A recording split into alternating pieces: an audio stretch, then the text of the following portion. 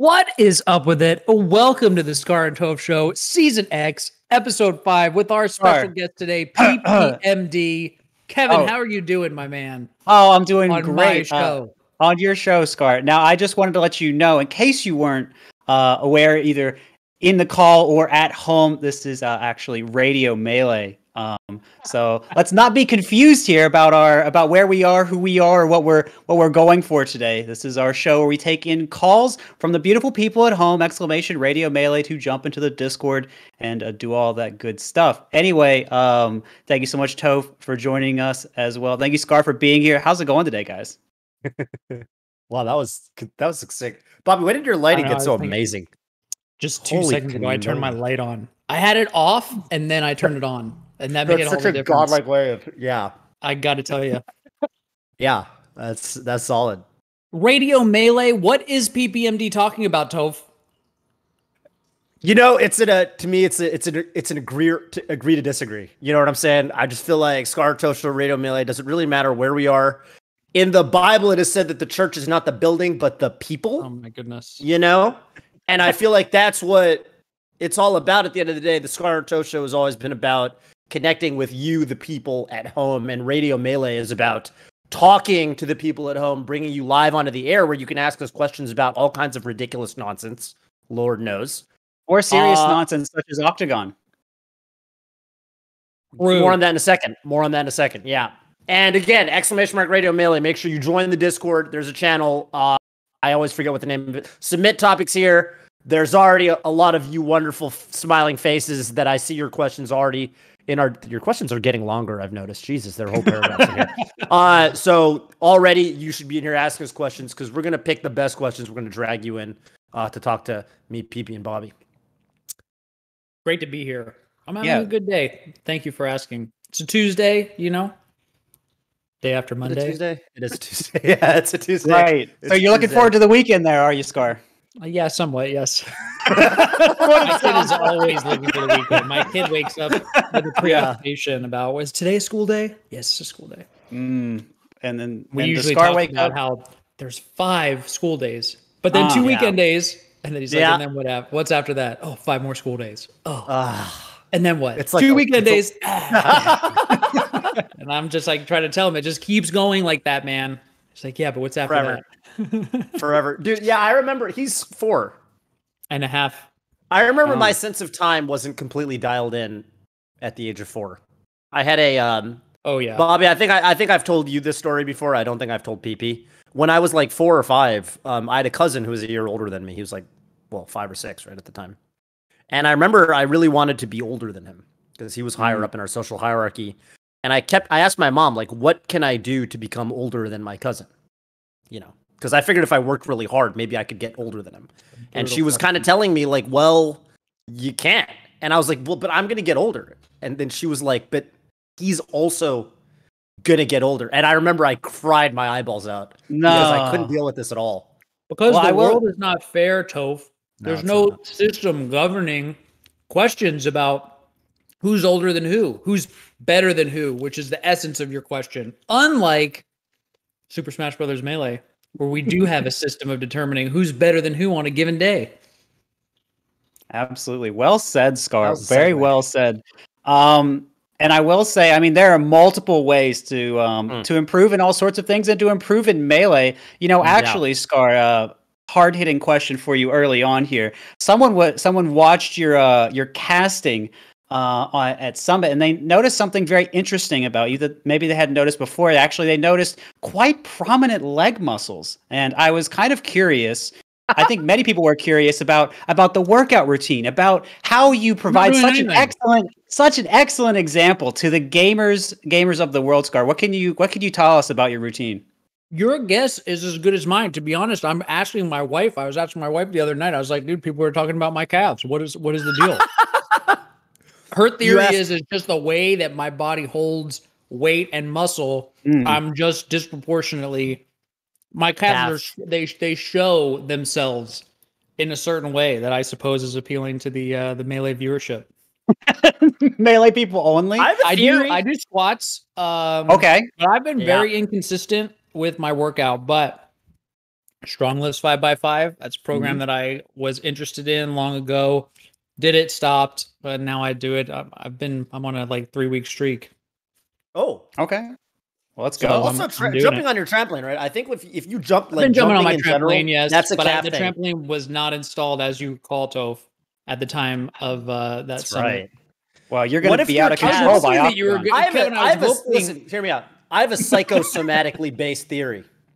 Okay, what if your calves? Because I think there's the whole system in the body. What if your calves? Because you were anticipating the hell out of that trampoline. You were talking about it day and night nonstop.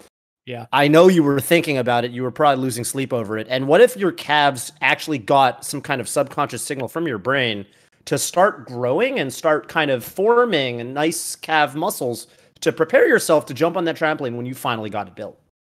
Solid hypothesis, Toph. I would put that at the top of the list personally, because I've got nothing better. I do believe that we could send brain signals to our body. For sure. I think so too. Can you make your calves bigger in anticipation for a trampoline? Perhaps. Stranger things have happened. Yeah. That is true. 100%. 100%. Let's talk a little bit about the Octagon, because one thing that all three of us have in common is we are all commentating it. Let's go. As well as Homemade Waffles, who was actually on the program, was he 2 weeks ago? 2 weeks ago, I think. Yeah. As established with my cousin's story, I have poor conception of the passage of time. That's okay. Also, the fact that I was surprised when Bobby said it was Tuesday. Yeah. Sure. PP, what do you think about the rest of the? What do you think about the rest of the match? I'm going to break down the rest of the matches real quick, because I think not everyone has them lined up in their brain. Yeah. So I'm gonna hit chat. This is for you guys. This is coming up in 2 weekends, mind you. Me and Scar are playing. We're also commentating, so it's both. We also got on the lineup HBox and Ginger, which is hype. I'd like to say I made that one happen. I messaged both of them. Good stuff. I made that one happen. Yeah. Good stuff. HBox Ginger. IBDW is playing S2J. The battle for number 3. That's how I'm branding it. And then we've also got None playing Moki, Canada match, also Golden Gardens match, and Zain playing Mango, which was the finals of the last Octagon, or the final card of the last Octagon, and we're getting the run back. And I think it's been a little bit spoiled. I'm hearing apparently this was a surprise and we were going to make it this whole thing, but you know, everyone who watches Mango, which is a lot of you guys, know that his sub goal for a long time was something he was going to do anyway, which was go to Zain's basement and play him on a CRT for the Octagon, and maybe do a hot tub stream while he's there. I did not know that part. Right. On the topic of, I don't know, calves.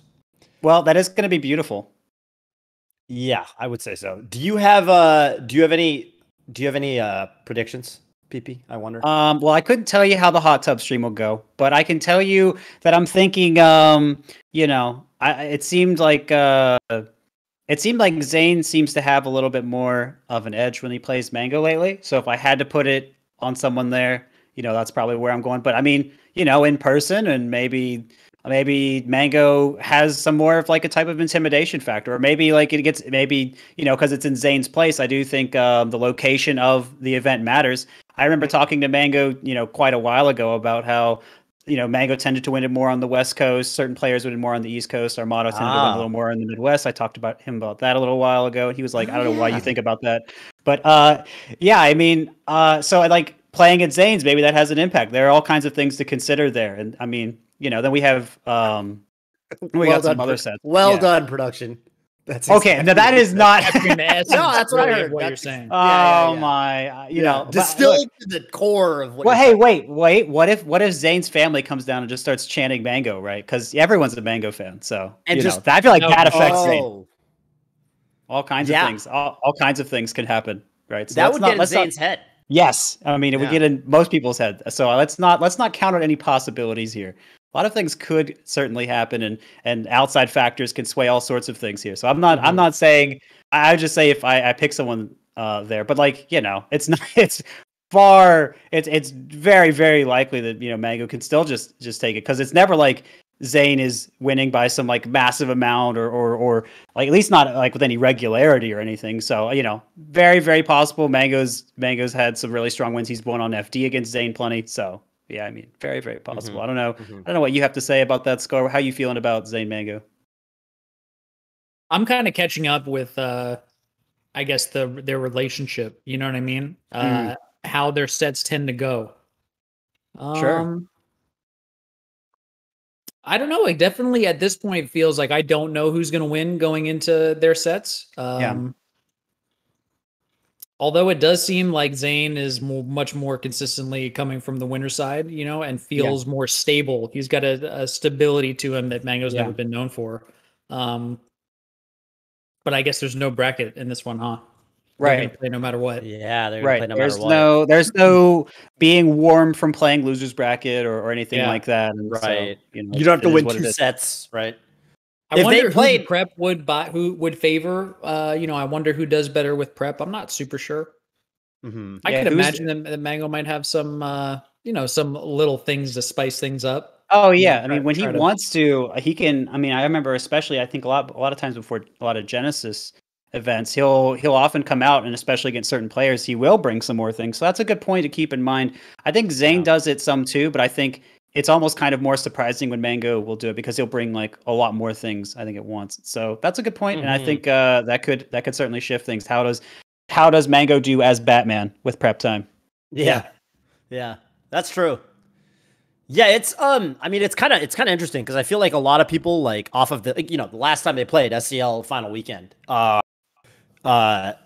off of that performance, they'd be like, well, probably Zain, right? But if you really think about it, Mango coming from losers, Mango didn't win the first set. If they played Octagon format, 1 set to take it all, I by that logic, Mango actually would have won, right? If they were. What do you got? 3 out of 5?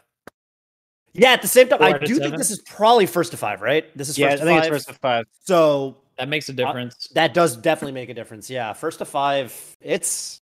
Does Mango run out of gas? But you only have to play one first to 5. Yeah, without a whole tournament. Yeah. Yeah, dude, I don't know. Might have plenty in the tank, but we'll see. Hopefully, it's some great melee because I mean that's what I'm getting used to seeing. Yeah, I love the close sets. When Mango and Zain have close sets, it's always fireworks, as we've seen.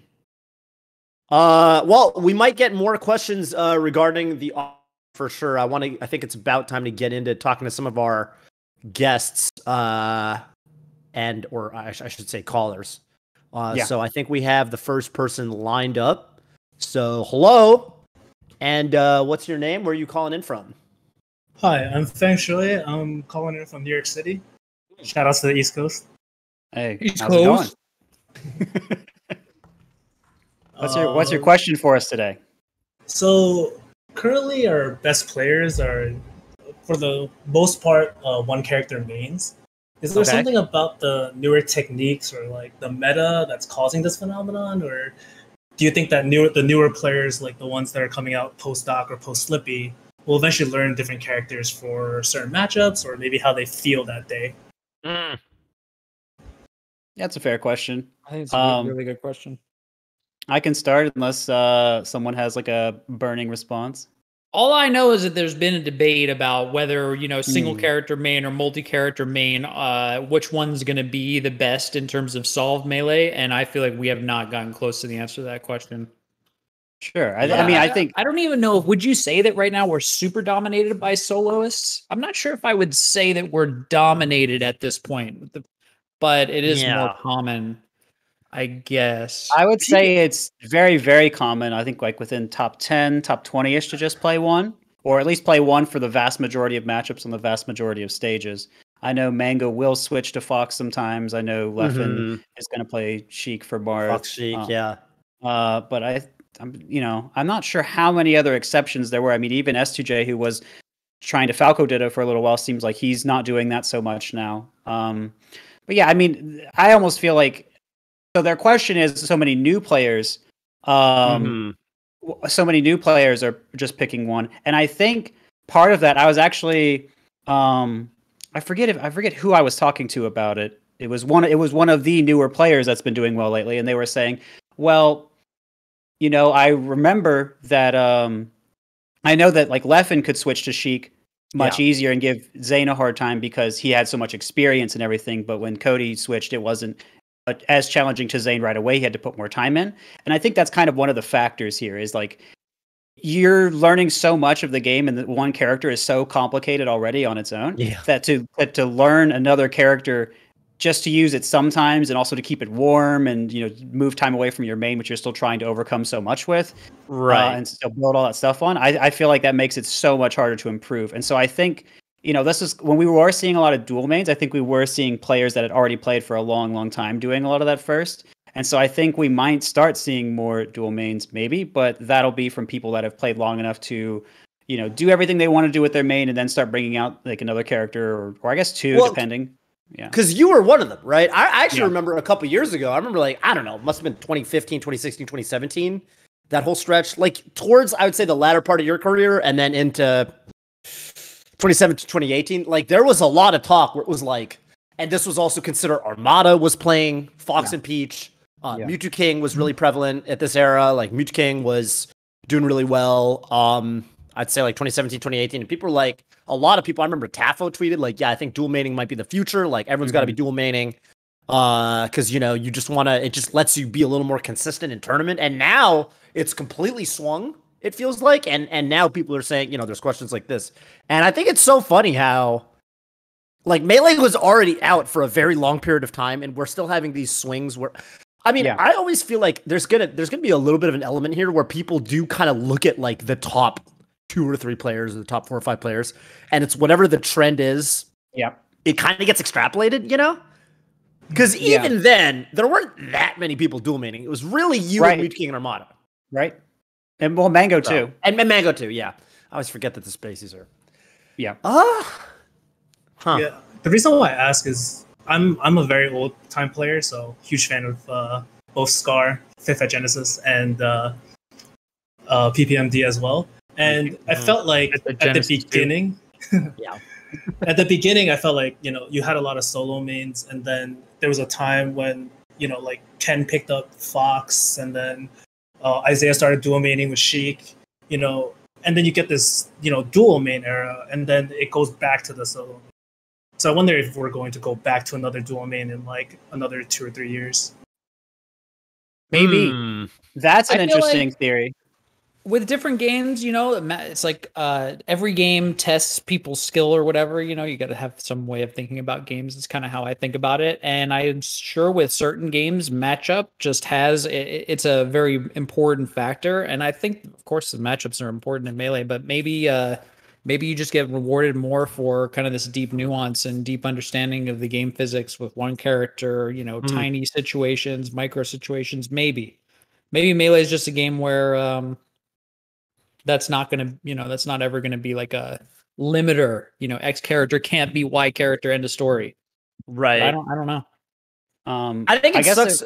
Sorry, I was just gonna say, I think also just mentality wise, I talked about this with Drug Fox. PB, I actually kind of want to get your thoughts here because you used to live this, but yeah, I remember we're talking about it, dude, it just sucks. I think the worst feeling, because I've experimented with dual mating, and I remember, I don't know, I'd lose, I'd go Sheik or something against a Marth, and I'd you're not quite warmed up for your secondary or whatever, and I'd barely lose or something, and then you're oh crap, okay, do I want to stick it out with this counter pick? Do I want to go my main? How am I feeling on this particular day? And you get into this whole thing in your head about but I wouldn't, and then you lose barely, and then you're sitting there man, I would have just won if I just played my main, or I would have just won if I just did my counter pick. And it's never that simple, but it's the worst feeling. And Drug Fox was saying he had a whole system for it. He would only go, this is when he was playing Sheik, and he would, for example, he would only go Marth as a counterpick on FD against Spacies, and it was there was zero thought. It was a system. And I wonder if, because it's hard to, how do you feel about that? Do you feel like the mentality aspect is just rough? Yeah, I mean, some people in my community that I help will talk about that too. They'll say, "Oh man, I switched, and then I beat myself up because what if I didn't switch, or what if I switched to a different one? Maybe they have 3 or 4." It's a whole thing. It's a real merry-go-round for a lot of people. So it's tough, and I guess, there are various ways of solving it. And I think there are extra complexities to playing more characters. Like, first we have to keep them all warm. You have to think about where you're going to play them, and you have to think about how all that's going to work. Like, you stop thinking about, I am just going to do this and I'm just going to focus on these matchups. You now have to say, I'm going to divide, and then you have to think of more possibilities. What if they switch? What if I don't win the first game? Where am I going to take my risk? And so you have to start thinking about these types of scenarios. And so being very prepared and having a system like that is really important. But I think in order to be prepared, like, you can spend I could tell people that and they would just say, oh, well, I'm just going to think about this all the time and freak out. And I think what matters the most for whether you're going to single main, dual main, whatever, is I think you got to be confident in your choices, and you have to trust yourself that you're going to give your best shot with this. And I think a lot of the what ifs come from, like, oh, well, maybe I didn't prepare as much with this character and I thought I could have, or I spent so much time thinking about what I could do that I didn't do the work, or whatever. Like, there's all kinds of possibilities there. And so I think really trusting yourself to have it work out as best as you can make it work out, I think, is really important there. And I think it's harder with more characters because you're changing more things that are not necessarily about, like, what you do in the game. You're changing more, like, outside the game. And so there is more questioning that can come in. So I think having a system helps, but I also think at the end of the day, if you don't trust your system, it's not going to matter. So I think it's really about trust. Trust your system. Trust yourself. That's a very holistic answer. Thank you. Yeah, good question, FengShui. Appreciate that. And I, appreciate your support of the shows and stuff that we've done over the years. Thank you. Thanks. I'm a huge fan of all of you, and I hope you continue this podcast for a long time. I'm a fan of you too. Have a wonderful Tuesday. Absolutely. Also, if you have any shout outs you want to do, feel free. Shout out to all the Melee players from Queens, New York. Shout outs to all the old school players that are coming back, like Husband and Wes. Absolutely. Thanks a lot, guys. Peace out. Amazing. Thank you. Have a great Tuesday, which is the day of the week that it is. That's right. I also want to say really quickly before we get into the next one. A lot of the past stages were actually absolutely crazy for Fox, so that probably interacted with it a little bit. Like the ones we banned. True. Like Rainbow Cruise. There were also, we don't talk about that one, but we can talk about, there were some other stages that also benefited, like having like a pocket Peach or Puff, like Brinstar and Mute and everything. So. Oh, true. So, I could have, there's a little bit more that could have probably been added, but yeah, I just wanted to kind of add that in there for anyone that wanted to think about, because we were talking about across eras and everything. I'm having PTSD thinking about those stages. Did you have any of those stages you really liked, Bobby, that you would take people to? I took J-Man to Mute City one time. I took Chudat. You took Fox to Mute City? Wait. People said that Fox Falcon, like, Mute's actually better, and I tried it. It was close, but... Okay. The main thing, I guess, is that Fox recovery is much worse, but otherwise I'm not... Wait, but Falcon has to land on the stage and do his little... I think the main thing is Falcon... Yeah, about to say, he probably just dies anyway, so it's like, whatever. Yeah, that's fair. That was the theory, but sometimes you can get destroyed on... So anyway. But those stages were... I like today's stages list better than the old one, personally. Yeah, I hear that from a lot of people. I need some Falcons who would take people to Congo Jungle. I know that was like I don't know if that was because they liked it, though, or it was just like... Objectively speaking, it should be pretty good, but I never liked it. You never liked it? Yeah, I can see that. I'm noticing a theme here, Scar. Yeah, I like things to be controlled. Yeah, I am a purist to some degree. But I did take Chudat to Brinstar, and it did help. Was that at Herb or whatever? Chu's house, and probably at Herb, yeah. Word.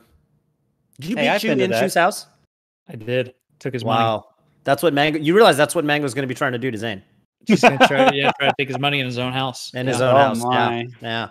Yeah. I'm not sure what's worse, losing to someone in their house or losing to someone in your own house. Like, I wonder who's in a worse spot if they lose there. Because it's like if you lose, if Zain loses, he can't just be like, I'm going to go to my room and be alone and be sad for a second, because Mango's right there. So it's like. True. Anyway. All right, I think we have our next caller just about queued up and ready to go. We're gonna bring him on. Hello. How are you doing? How's your Tuesday? How's it going? What's up? What's up with it? Introduce myself, and like where I'm from. Yeah, yes, please. Yeah. My tag's a little hard to read. It's a lot of people call it Pjoncho, so I just Pjoncho. Yeah. Pjoncho. And I'm calling in from New Jersey. So yeah. Yeah, pretty much. Given salty sweets of the past and octagons of the present, there's clear potential and desire for grudge matches in Melee.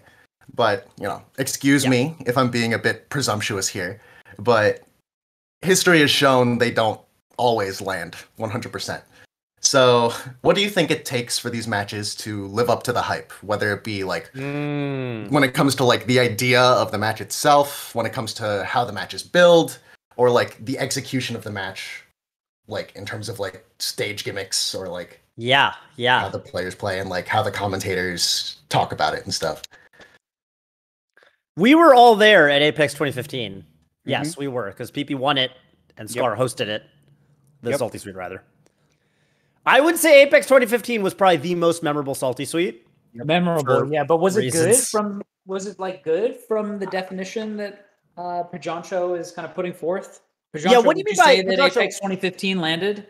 Yeah, landed is certainly the definition we're looking for. Yeah, it's a little vague. I mean, there are a lot of different things there, because I think on like a commentary front, like especially Scar, I feel like he put in like so much effort to really kind of put a lot of dramatic emphasis on everything. There was a lot of like up the drama, up the stage. Yeah. There was a lot of setup and a lot of like almost encouraging the onstage talent, the players. Yes. To really like put themselves out there, really try and like amp up everyone, because like they're the one who's like pretty much the entire thing is like built around. Yes. So like especially for like Leffen v Chillin, like if it weren't for you, I forget who brought this up where, but someone brought up that like it's entirely because of you that we got my beat out of Chillin. Yeah. I think it might Toph or Atrioc who said it. I think I said that. Yeah, it was in like a Scar willed forth my B. Yeah, I had to ask him how he felt. He had to do something after that, right? Yeah. Like I think as far as like the commentary goes, it was almost completely by accident that we got like this really cool, like a really funny like meme that would last pretty much like my B, until like Kingdom Come, as well as like almost like a super organic setup for the Mango Leffen in bracket grudge match. That just happened. Yeah, that just happened. Right. That wasn't planned, Yeah, it was like the energy was all there, and it was just like it was absolutely perfect. It was perfect. Yeah, it was perfect. As someone who's there, I can tell you, I was sitting in the crowd and I was like, "This is perfect. This is so hype." Yeah, no, exactly. And like even like watching after the fact, it's like, whoa, this like happened in real life. Yeah, that's insane. Right. So on the other hand, like when it comes to like the actual ideas for certain grudge matches, what else was there? It was a Bizarro Flame Eichelman, I think. Yeah. That one was like, it was kind of weird because they couldn't get right, like they just had to replace, I think, Kage at the last second. Right. And there was Ken PC Chris. That was kind of cool, but it wasn't it was a cool like true grudge match, classic. But they were very like I don't know, they were very like classy. It was just very simple. Yeah. It felt like. And then there was what, Axe Silent Wolf? Yeah. And there was also West Balls and Kobo. Oh yeah. Shine Until Crying. Yeah. And it's right, Shine Until Crying. I forgot about that. Oh, okay, yeah. That was a decent meme. Yeah. And I think it's a great question. It is. I still don't know what you mean by land. Well, I think what I'm hearing is like that it kind of comes together and it creates something that's memorable and that was worth being there for, as opposed to sometimes where it kind of just falls flat. Is that about right, Pjoncho? Yeah. I remember some of the, for example, like, I remember something that people used to complain about a lot back in the day. Actually, okay, I will say this is a hot take. I'm not in this boat. I actually thought they were kind of cool. But whatever. Maybe it's because I was a big noob back then. People hated the Apex, earlier Apex, USA versus the world crew battles. And the reason people hated those is they felt it was inorganic. They felt like there wasn't actually a bond necessarily between a lot of the players on the world crew. Like, it's like, why are you taking these guys from Canada and putting them with these guys from Europe? And you know, and like what do they really have in common besides the fact that they're coming from outside of the United States? And then similarly, like Mango and Mewtwo King are playing on the same crew. Do they really belong on the same crew? Like, they kind of represent two different schools and two different, you know, whatever regions, you know. And people would say, well, that feels a little bit unauthentic. It feels a little bit, you know, you just wanted to fill the schedule somehow, or, you know, I mean, you know, and I think the worst example of a stage match, I think or the best example, depending on how you're using the term, of like a grudge match that fell flat was Captain Jack versus Isaiah at Apex. If you guys remember, Isaiah literally just stood still and they didn't fight each other. Yeah, I remember that. Which was a very Isaiah thing to do, and maybe in its own way, it was a bit of a, you know, an opportunity for expression from Isaiah, but I would say it was not what at least the event organizers were looking for. Yeah. Yeah. I think it could be hard. I think it could be hard to get it to come together. Because it kind of there has to be something at stake. Somebody has to feel, you know, that they really want. Yeah, there's got to be like a level of like personal investment, I guess. Yeah, yeah. It's just not satisfying if it's not. I don't know. I do think that it's hard to do, and I think that as just individuals, you know, because I think a lot of us want to see cool grudge matches, and I think that, you know, a lot of people have tried to pull it together, but to actually pull something like that together and to have an audience and to have two players who are interested and, you know, they're kind of in the storyline, they're in on it. It just takes, I think, a lot of work to put together. And you bring up Mango kind of challenging Leffen at Apex. That was just super cool. And Mango just kind of did it, you know, to keep that excitement going, I think, in a way. So, yeah, I don't know if we know the magic yet. Maybe it's just, we should just start sacrificing animals for you mentioned Mango, grudge matches and pray to the gods. You mentioned Mango, and I actually do feel like there's something there. I feel like when the participants involved are willing to, you know, kind of chip in a little bit. We go to them, right? And we're like, hey, are you down to do a grudge match with this other? And they're like, I don't know, man. Yeah, I'm not sure about that. Yeah. We kind of want both players to be ready to go. Like, yeah, let's settle this. And part of the reason I think Octagon 2 is going to be cool is because, you know, Mango's literally Mango's going out of his way to go. That wasn't suggested, I don't think, by Golden Guardians. I think that kind of happened organically, where I think Mango and Zain were talking, and they just kind of willed that, you know, or they kind of put that idea together. And the fact that Mango's going to be going to Zain's house and kind of making it a thing, he's going to be preparing for it. I think that lends it a little bit of, you know, credence, maybe is the word. But think about it this way, right? Think about it this way. I think, look at tournament grand finals or just tournament matches. Like, not every tournament match is going to be looked back upon as like a really exciting tournament match. Like the great final sets or whatever, what have you, you know, Apex 2015 with PP, or, you know, Big House 9 with Mango and Zain. Like, those great sets, like, not every major ends with a great grand finals.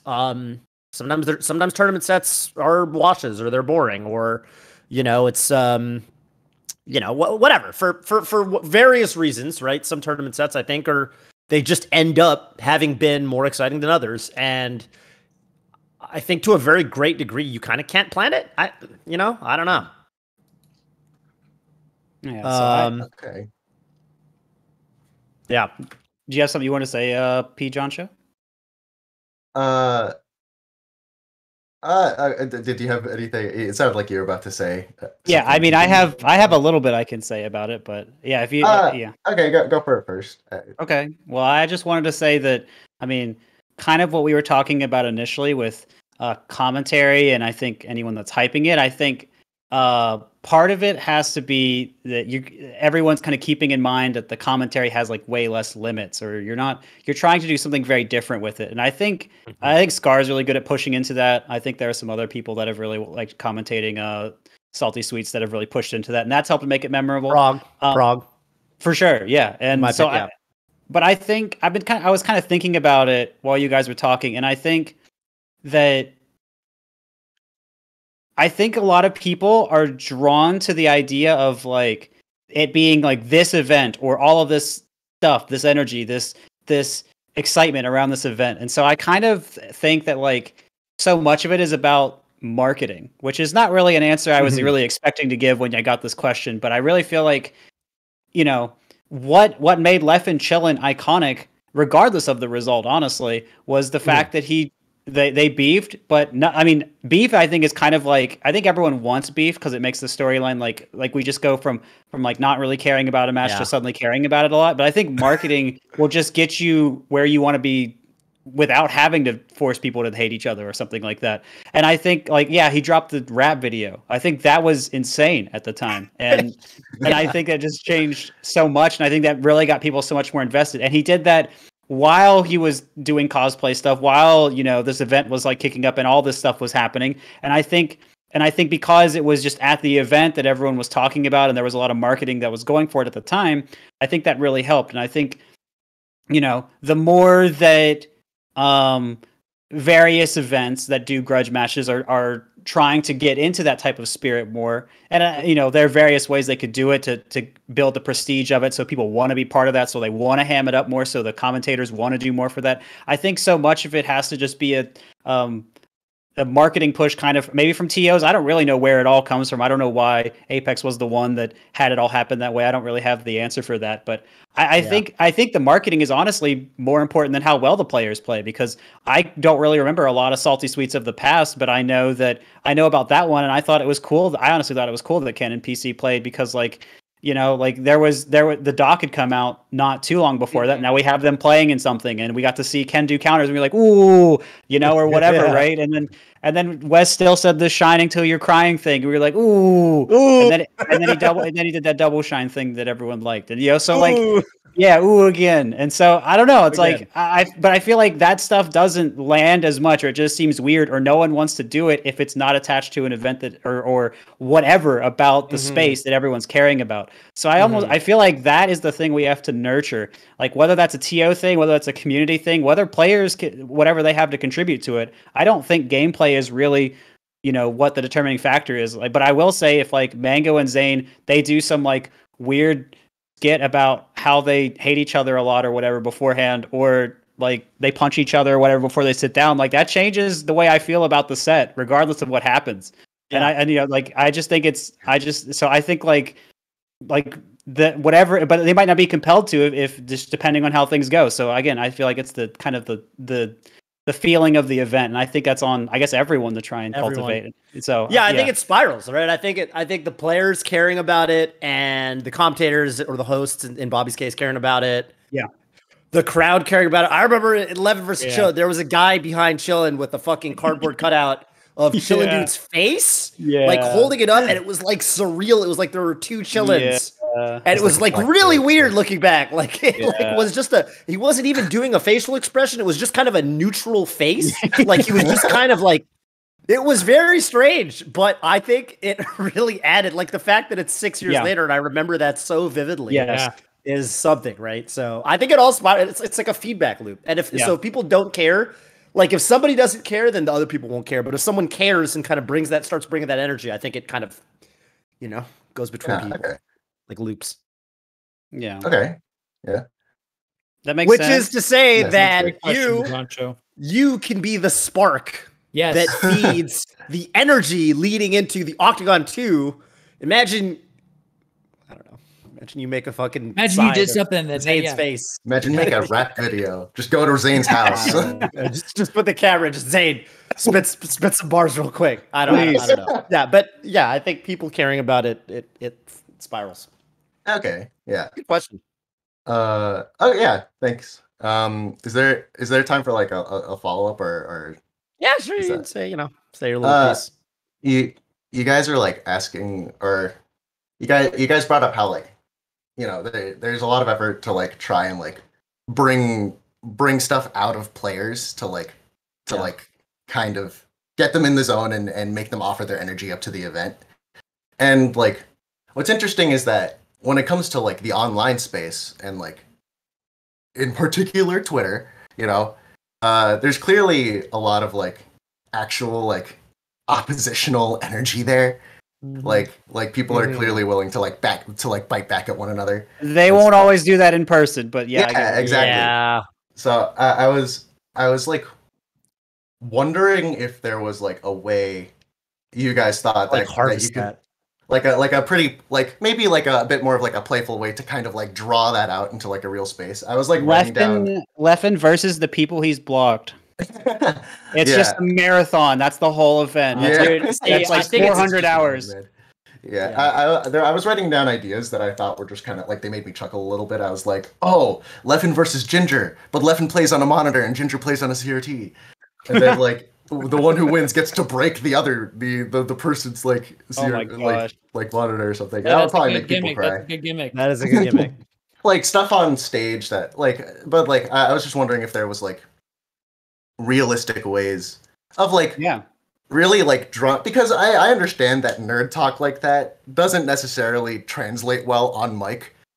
Like I can't imagine Scar giving the mic to Ginger and just Ginger going off about like how monitors are, you're literally brain dead if you like monitors or anything like that. I've played X amount of hours and this is what my research has given. Like that would have to be a parody. Yeah, I mean, in a way that might be kind of entertaining in like a really surreal sort of way. But I just wanted your thoughts on like maybe like implementing those sorts of gimmicks, because I think PPMD briefly mentioned how like because of the fact that it was a salty sweet, it wasn't like an official tournament set. You could like push the limits of commentary. You could do like people could go and say things that would be kind of odd on like your usual tournament set. So I was wondering if how you guys felt about like expanding that to like other avenues of an event like that. I think if you have those ideas, you should hit up some TOs and be like, hey, I want to help run X, Y, or Z. I know that that's not the answer that people want to hear, because, you know, it is very difficult to get connected, you know, to find the person to talk to organize things. But if your question is what's going to make an idea like that real, it is somebody doing that work, period. Yeah. And I'm not going to do it. It's definitely not going to be me. Yeah, so unless you know somebody to delegate it to, you know, if you're not going to do it yourself, then we'll just kind of continue. And then whoever does feel inspired, sometimes it has to be the right time. Then maybe it will come together. But I like that idea with the TV and the monitor. And I think if you've got any more like that, you should bring them up. And agreed. Yeah. Agreed. Thank you very much. This was cool. Thank you. It was good. Nice to meet you, Pjoncho. You got any shout outs on your way? It was awesome meeting all of you guys, legends for the past however many years of my life. It's super duper cool to like be talking with you guys in this call. So thanks for hearing me out. It was really awesome. Yeah. Shout outs to I'll just carry on with my shout outs. Okay. If you don't mind. Go for it. Absolutely. Shout outs to the New Jersey scene. I was watching like the Golden Gardens episode of Melee Jeopardy, and I realized right then and there that I had literally no idea who was in New Jersey, because I thought that Swedish Delight was going to be on the PR list and he wasn't. So that kind of spooked me. But shout outs to them, going hard. And also shout outs to just Radio Melee and Golden Guardians as a whole, kind of Sub to the YouTube. Yeah. Creating like a space for like the community to participate in like just really cool discussion and back and forth with some of Melee's like greatest legends. It's been an honor, and it's just really awesome what you guys are doing here. So thank you. Thank you very much. Thank you. Thank you. Have a nice rest of your day. Yeah, you guys as well. Thank you. Peace, Pjoncho. I like that, dude. Dude, that was the kind of question where like I'd never really Like a lot of these questions, you know, I read the question or I hear the question and I'm kind of like, okay, yeah, I have an answer for this. That one I feel like I had to think about a little bit. That was, I feel like I learned something. Yeah, that was a good one. Yeah. All right, I think we got someone else queued up. So what is up? How you doing? What's your name? Hi. This is Schulze. I'm from the Bay Area. Hey. What is up with it? Welcome to the Pjoncho show. Thanks, dude. Yeah, so I'm from the Bay Area. I'm a new player. I just recently started picking up the game. Okay. Dope. Yeah, I finished school, and so now I actually have time to like actually learn rather than being that idiot Kirby who down Bs on all their friends. Nice. Yeah, so I was curious what you guys thought about like how to meet like meet and or like find like a good mentor and or like sensei when like joining the scene. I learn most like pretty well when I like learn in person with people, like talking to them, asking them questions and getting immediate feedback, you know?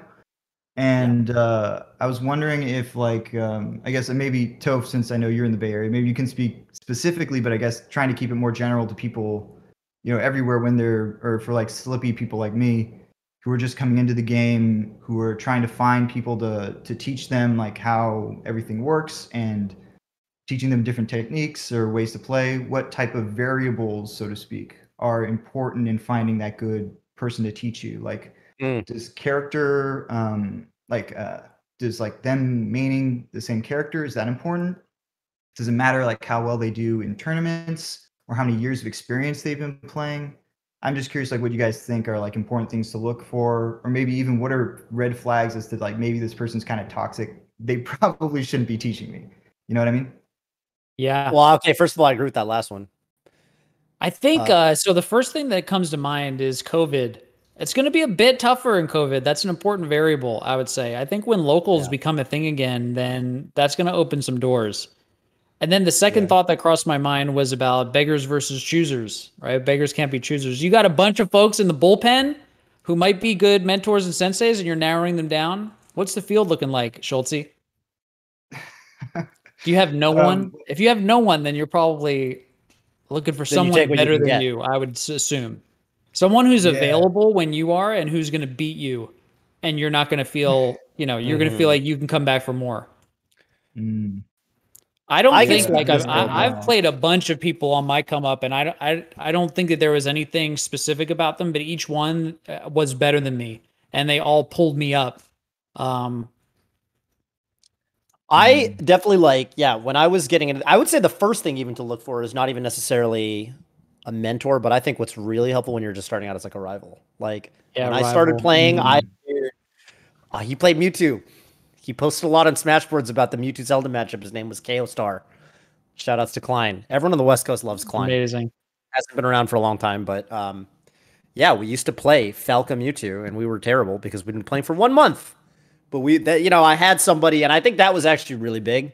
And it wasn't until I got like a fair bit better that I started hitting up I'd say one of my first senseis was like Silent Wolf, where I would literally, I would take the bus like an hour and a half to his place. And that's kind of an unwritten rule that everyone kind of knows is the worst player has to go to the better player. Okay, obviously now it's in the online era. We could just play on Slippy or whatever. Back in the day, you had to haul your ass over to work to their place of residence probably. And, that's chill. Just kind of echoing what Bobby said, you gotta take what you can get.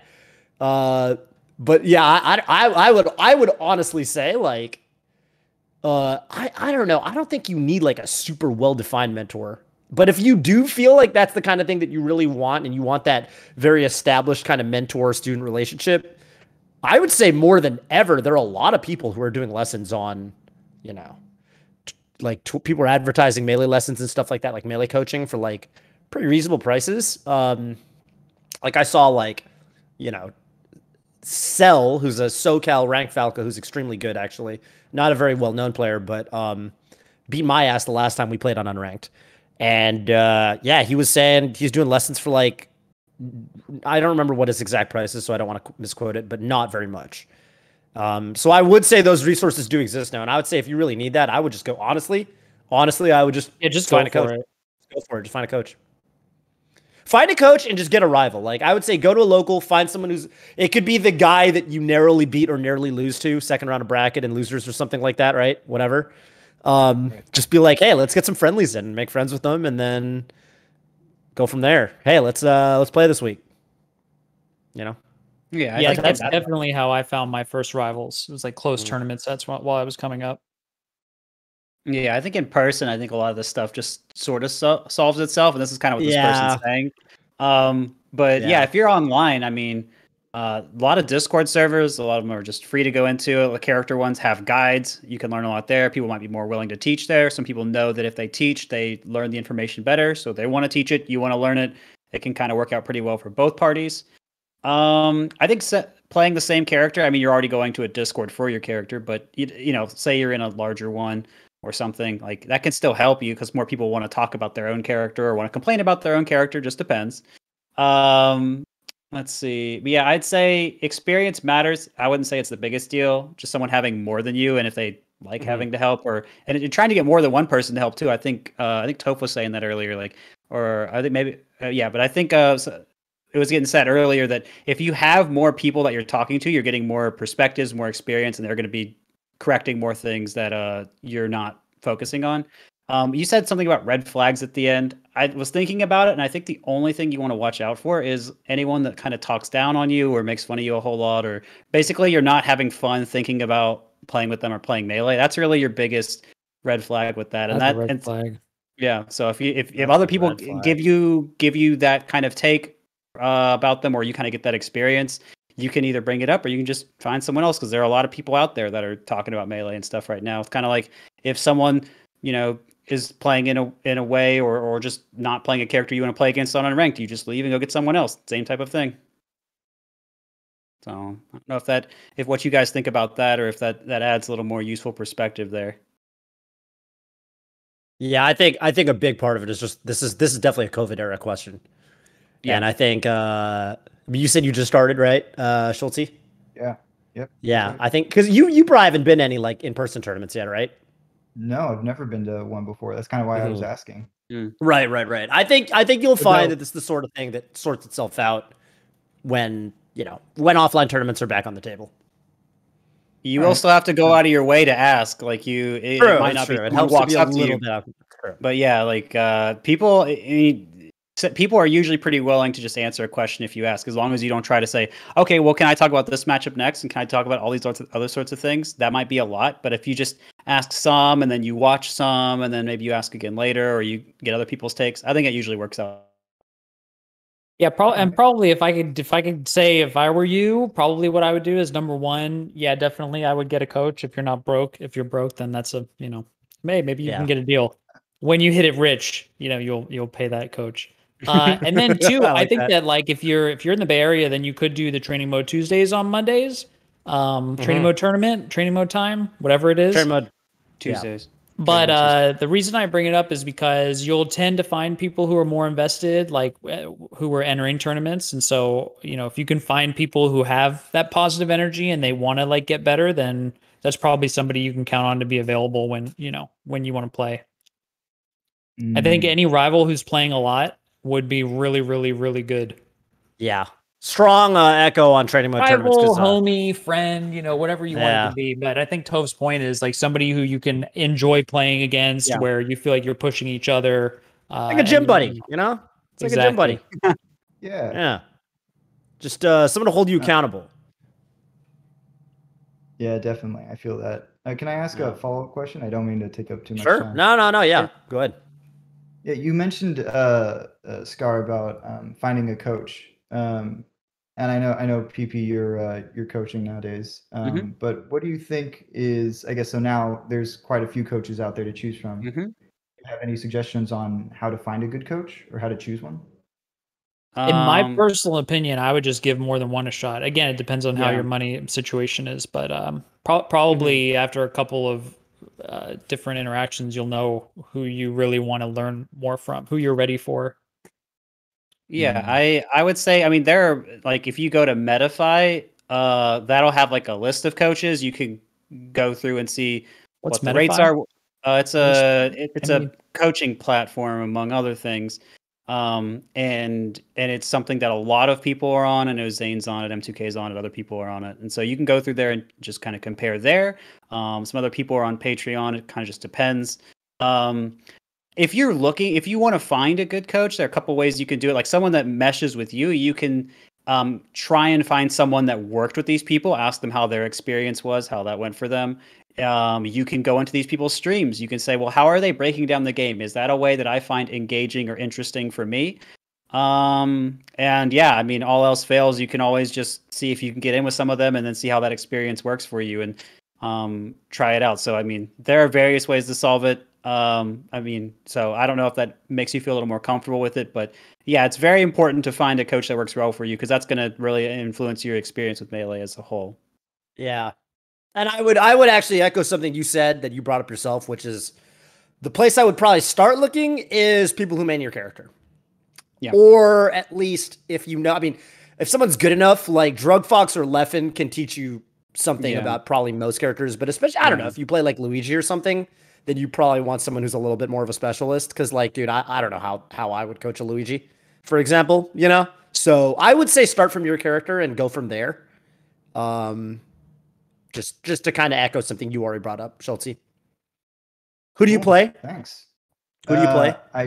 I started meaning Link. I feel like that's probably a bad choice, but no, it's fine. I like live your life. So yeah. If you're liking it, you're liking it. I don't have any. I don't know who the Link coach would be, but I mean, you know, I mean, I've worked with various people. I've worked with Save State, who is a Link player. Yeah, I mean, I've worked with Save State, who's a Link player, and it was fine, and was able to get Save State some value from that. Maybe what's the most? Give like one little nugget of coach wisdom you've given Save State for like a Link player. Something that Save State did kind of get concerned about was getting hit by a lot of moves close to Sheik. So Save State was putting up shield a lot, and so I said, well, what if we use other things to kind of dodge hits or make Sheik think about all this other stuff up close, because what Save State was doing was shielding a lot, and so that was leading to them getting grabbed a lot. And so I was like, well, what if we explore our options and explore our possibilities here? And so I got them thinking about all sorts of ways to solve problems there, and then I also had them play Sheik, and so that opened a lot of possibilities up for them. So that's kind of a standard way that I'll solve things, is trying to get people to explore possibilities, play a character that they're struggling with.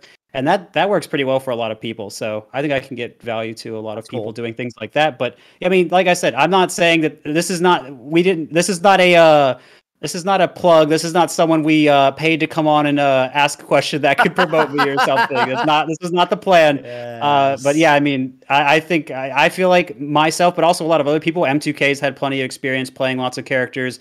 Other, you know, Drug Fox, Left, and other people could do a phenomenal job with it too. I think it just is about what you're looking for and who you think you'd vibe with. Cool. Thanks, guys. Thank you. Thank you. Hey, maybe I'll run into you at one of these NorCal locals when stuff opens up. Make sure you say hi. Yeah, definitely. Will do. Scar, I think you're muted. Oh, there you go. That's a shame. That is a shame. I was just saying, good luck and have fun. Enjoy your time with Melee. Cool. It's a great game. And I also said message PPMD. Just message him. He'll coach you. Just message him. All right. Plug himself. But I know we got to take those plugs when they come. Just message PPMD. It's one of the best coaches you could ask for. Give me a break. Thank you, Scar. That's quite an endorsement. Give me a break, Kevin. Give me a break. Like you don't even know who you are. Schulze, I'm just out here trying, man. If you had anyone else you want to plug, any shout outs, the floor is yours. Yeah, I don't really know anybody in my scene, but I guess if I had to shout out someone/something, I shout out Sliced Bread. I'm not sure if you've tried it, but it's pretty great. Wonderful. A lot of good things have been said about it. Mm-hmm. That's true. Yeah. Kind of gets brought up as a as a comparison. This is the greatest thing since. Yeah. Can't go wrong. Prototypical good thing. Can't go wrong. Good shout out. Have a great rest of your afternoon, Schulze. You too.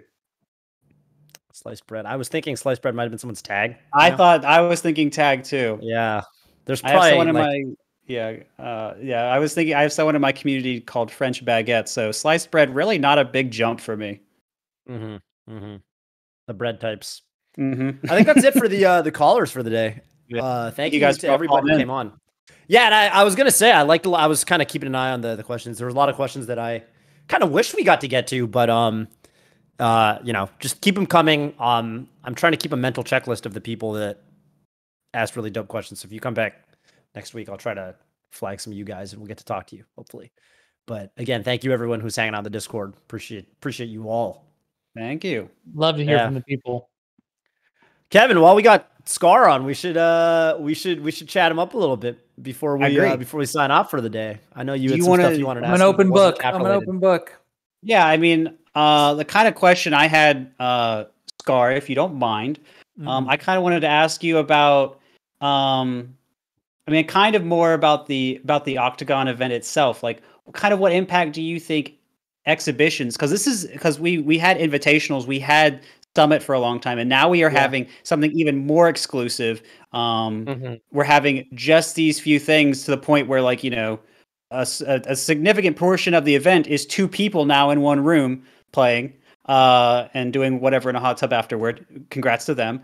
But I gotta say, it's very exclusive at this point, and so I'm wondering what your thoughts are about that. What does that mean for the community? What does that mean for the players? What does that mean for is it a signifier of Melee becoming more esports? What are you thinking about that? Yeah, that's a really good question. I hadn't actually thought about it. And I wonder how much it has to do with COVID. Like, would we do stuff like this as much if it weren't equally easy? In other words, like when we did Salty Sweets, it was always at a tournament because everybody came together for a tournament. And we didn't have Melee players coming together when it wasn't a tournament. And so, it just kind of was natural that we would pair things that are entertainment focused with an open bracket event. Yeah. I think that having entertainment specific content pieces is a good thing personally. And I've always wished that we could do more of them at tournaments, but it is tough to run a tournament. So yeah. Understandably, a lot of TOs and, production folks are unwilling to pack the schedule with a bunch of stuff on top of a full tournament. So I don't know. I guess if you, my 2 cents is maybe it's not signal of anything like that, but what do I know? It could be. It's maybe something we keep our eye on because I love open bracket events. Yeah. And I think it's dope that our community is built on top of open bracket events. Fundamentally. Yeah, and Toph, correct me if I'm wrong. Was Octagon something that we're going to be? Do you know if Octagon's something we're going to try and do more in person later? If we don't know, then that's fine. I'm just curious. I think, yeah. I think that's something that's definitely on the table. Something that I'm really excited about, obviously, because Warriors is a Bay Area institution, and I'm NorCal, Scar's NorCal. So I think that's really cool. The potential there. Obviously the dream would be like running events like that in the Chase Center. I don't think anything's necessarily planned, but I do think that it's something that we would like to do at some point. I think that, one thing I've learned having a glimpse behind the curtain, being on more of the organizational side, is that it is really hard to plan more than one thing at a time. So I would say that everyone at Golden Guardians is more or less thinking about the Octagon right now, and I think we're going from there. And I think that if you say, hey, what about this down the road? They would say, okay, that's a great idea. Let's table that and let's talk about that after Octagon too, because we got a lot of planning we need to do for the event that's coming up. So I think it's on the table, but sure. Check. Next question. Absolutely. Yeah. Real quick. Yeah, just one last quick one, Scar, if you don't mind. I was love a quick one. How are you feeling? How do you feel about just Golden Guardians as an org? What they're doing? Do you feel the mission is a little different from other orgs in the space, or in general? How do you feel about what Golden Guardians is doing? I feel great about what Golden Guardians is doing personally. I'd love to see a real investment, and a real engagement with the community, and I feel like that's what I'm sensing from Golden Guardians right now, and I really would love to see that continue. And I hope that that it's reaching the Melee community, that we're getting, the people are watching and engaging, and that it's lucrative. That's my hope. I definitely think about the Melee economy. I dream of a future where we can live off of our own money. You know, like we got a melee economy, and we've got like, you know, you could be good at melee, and you can have to not worry about food and shelter. Yes, and I really wanted to pick your brain on that, but I understand that we have a bit of a time crunch here. But yeah, I think that's wonderful that you brought that up, and I'm glad that, you know, we can at least get another step towards that. Do you have anything you want to add about that before we start wrapping up here, Toph? Dude, I mean, I'm down with the vision. One Guardian picked a good crew. I'm very happy about this second wave, and I guess I'd say you got a little bit lucky with Zain. Nice work. Yeah, that's how it was. That's how it was. The first conversation I had with Hunter, it was like, you know, well, you know, we picked up Zain, and that investment, I would say, went really well because he's like the best in the world. So, you know. I think that helped for sure. Let's keep this going. Let's keep it going. You know what I'm saying? So for sure. Which is cool. No, I talk to the higher ups when I can, and it seems like they're very happy with the melee investment. I don't know if you guys saw it's you know, it's kind of funny how it's I don't know what it is. There's a weird kind of art. There's a weird thing with the melee community where, you know, there's like fewer of us than like League of Legends players or whatever, but we're like all really passionate. So there's like a lot of like Twitter engagement and a lot of, you know, the YouTube's doing really well and all this stuff. So, so that's dope. That's dope. And I think that's, if anything, I hope that my dream is that other esports orgs, you know, are like, oh, this is interesting. This is like something that is unique to the melee community, and like we should leverage this. And maybe we could, you know, get in on who are some players we could pick up that are colorful personalities that, you know. So absolutely. Yeah, And great start on that with momentum from an endorsement from the Scar. Very glad to have it. Thank you so much for joining us today, Scar. Really appreciate your time and your wisdom. Absolutely. Always be here on my show featuring PPMD. Yeah, fair enough. Thank you for having me as a guest. Yeah, you're welcome, Kevin. We got to get you back. We got to book you again. Yeah, I had to figure something out. It was definitely a strange Scar and Toph show this time. We'll figure out what we can do for the next one. Yeah, the overlay looked but I like production value. I liked it. It was good. It was good. We'll figure it out. But yeah, thank you guys so much out there for watching. Thank you so much, everyone that joined here today. Thank you, everyone that called in. And we will see you again in 1 week. This is Radio Melee, signing out.